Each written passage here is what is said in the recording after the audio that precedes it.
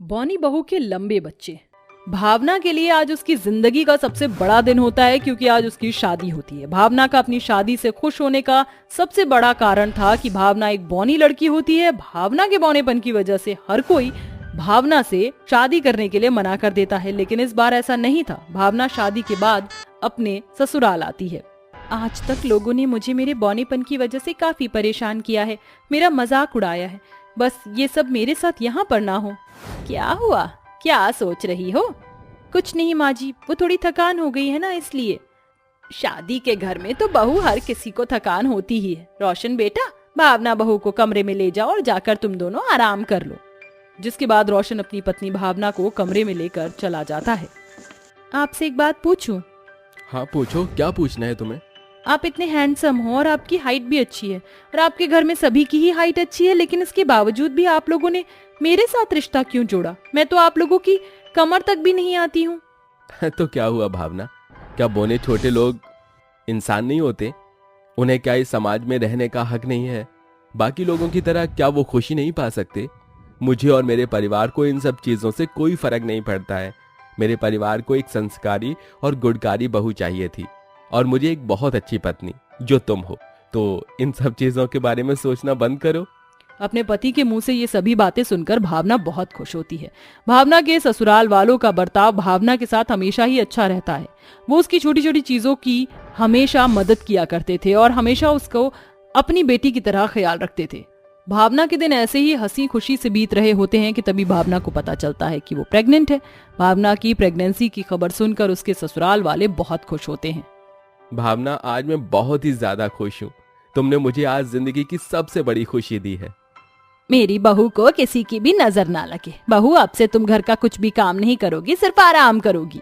भावना की सास और उसका पति भावना का बहुत अच्छे से ख्याल रखते हैं। ऐसे ही समय बीतता रहता है और भावना की डिलीवरी का टाइम आ जाता है। भावना 2 जुड़वा बच्चों को जन्म देती है, जिससे पूरे घर में खुशियां ही खुशियां होती हैं। धीरे धीरे समय बीतने के साथ भावना एक और बच्चे को जन्म देती है।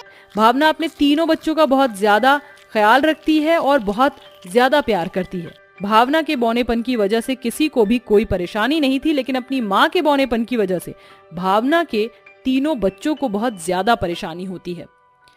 अरे बच्चों, तुम तीनों आज खेलने नहीं गए क्या? तुम तीनों की तबीयत तो ठीक है ना? हाँ माँ, हम आज के बाद बाहर खेलने नहीं जाएंगे। लेकिन क्यों बेटा? ये तो तुम्हारी खेलने कूदने की उम्र है। अगर तुम इस उम्र में खेलोगे कूदोगे नहीं तो कब करोगे? माँ, हम सिर्फ आपकी वजह से बाहर खेलने नहीं जा सकते। आपके बौनेपन की वजह से हमारे सारे दोस्त हमारा मजाक उड़ाते हैं। वो सभी कहते हैं कि ऐसा लगता है कि तुम अपनी माँ के साथ नहीं बल्कि अपनी कोई छोटी बहन के साथ आ रहे हो। आपके बौनेपन की वजह से सब हमें चिढ़ाते, इसलिए आज के बाद हम आपके साथ कहीं भी बाहर नहीं जाएंगे। आपकी वजह से कोई भी हमारा दोस्त नहीं बनता है। अपने तीनों बच्चों की ऐसी बातें सुनकर भावना की आंखों में आंसू आ जाते हैं। दूर खड़ा रोशन भी अपने बच्चों की सारी बातें सुन लेता है, जिसके बाद वो गुस्से में कहता है, दक्ष, नील, कबीर, क्या यही तमीज सिखाई है हम लोगों ने तुम लोगों को कि बड़े से कैसे बातें करनी चाहिए? भावना माँ है तुम्हारी और अपनी माँ से कोई इस तरह बात करता है क्या? रहने दीजिए, अभी बच्चे हैं, जब बड़े हो जाएंगे तो खुद ब खुद समझ जाएंगे।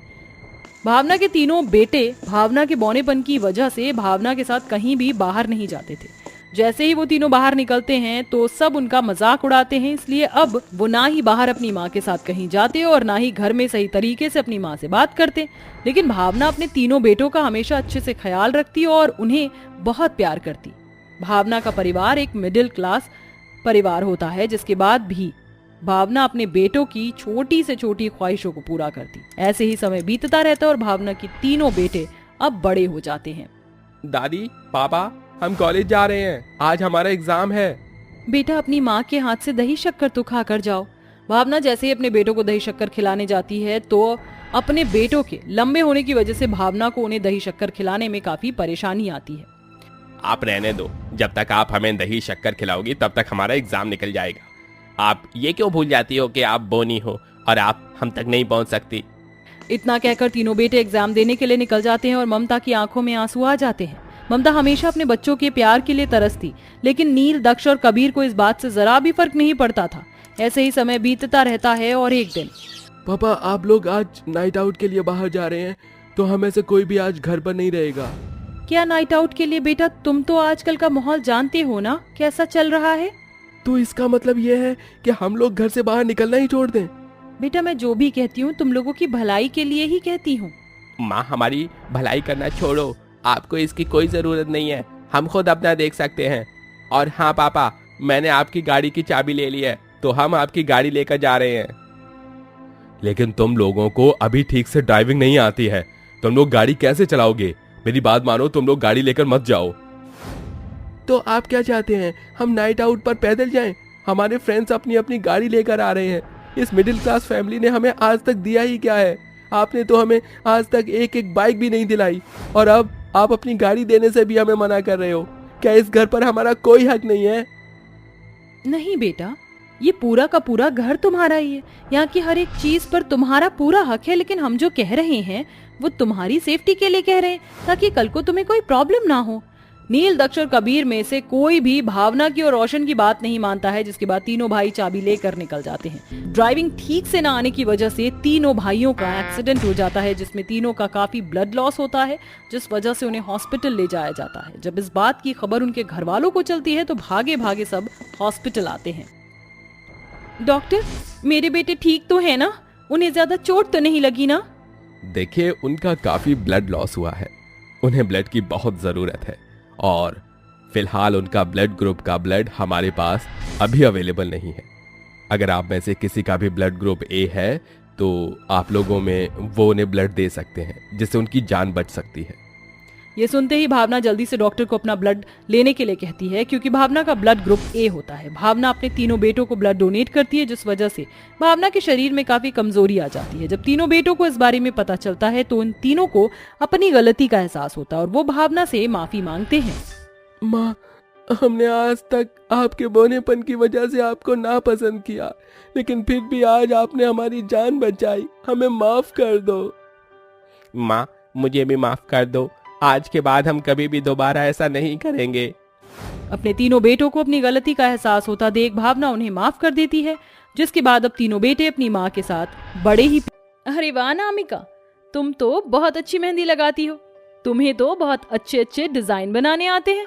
हाँ शिखा, मैं मेहंदी का कोर्स कर रही हूँ, और देखना मैं तुम्हें भी मेहंदी लगाना सिखाऊंगी, और मेरी शादी में तुम्हें ही मेरे हाथों पर मेहंदी लगानी होगी।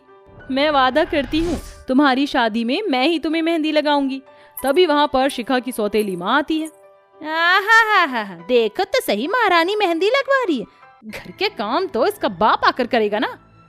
माँ, बस थोड़ी देर में मेहंदी सूख जाएगी तो मैं घर के सारे काम कर दूंगी।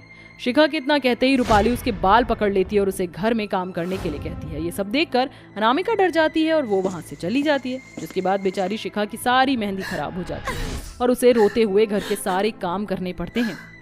काश मेरी माँ जिंदा होती तो मेरे साथ ऐसा कभी ना करती। पता नहीं क्यों पिता ने मेरी सौतेली माँ से शादी कर ली।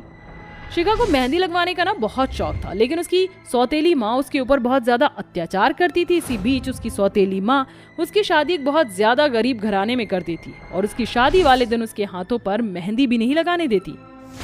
अरे क्या करेगी तू मेहंदी लगवा कर? चला नामिका, बहुत हुआ, इतनी मेहंदी काफी है, अब इसे बाकी के काम भी करने हैं। आंटी बस थोड़ी देर रुक जाइए, मेहंदी लगने वाली है। रूपाली अनामिका की एक नहीं सुनती, जिसके बाद वो गुस्से से शिखा को घर के काम करने के लिए कहती है। मेहंदी वाले दिन उसकी पूरी मेहंदी काम करते करते ही खराब हो जाती है और अगले दिन उसकी शादी हो जाती है और वो अपने ससुराल में चली जाती है। शादी के बाद जिस प्रकार वो गरीब अपने घर को देख रही थी, उसी प्रकार शिखा अपने ससुराल में भी गरीबी बर्दाश्त करती है। ऊपर से उसकी सास गांव की हर एक औरत से उसकी बुराई करती है। राजवती, मैं तुझे क्या बताऊं, मेरी बहू तो बड़ी कामचोर है, कुछ भी काम नहीं करती, सारे काम मुझसे ही करवाती है। ऊपर से देखो, सुबह से अभी तक खाना भी नहीं बनाया। बताओ, इस उम्र में आकर हमें सही समय पर खाना नहीं मिलेगा तो हमारा क्या होगा? अरे शकुंतला बहन, क्यों झूठ बोलती हो? तुम्हारी बहू तो सारा सारा दिन काम में ही लगी रहती, मैंने खुद अपनी आंखों से देखा है।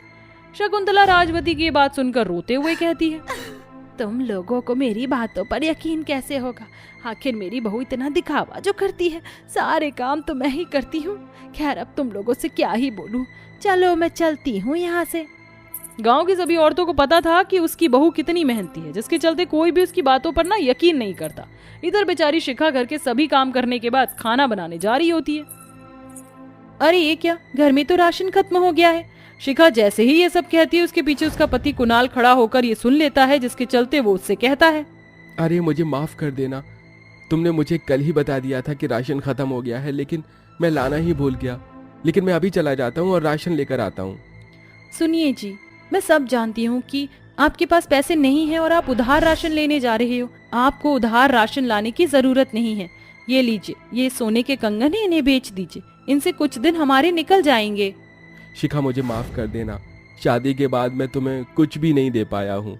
ऊपर से तुम्हारे एक एक करके सारे जेवर भी बिकते जा रहे हैं। आप इतना सब कुछ मत सोचिए, जाइए और जल्दी से राशन लेकर आ जाइए। मुझे खाना बनाना है और माँ जी को समय पर दवाई भी देनी है।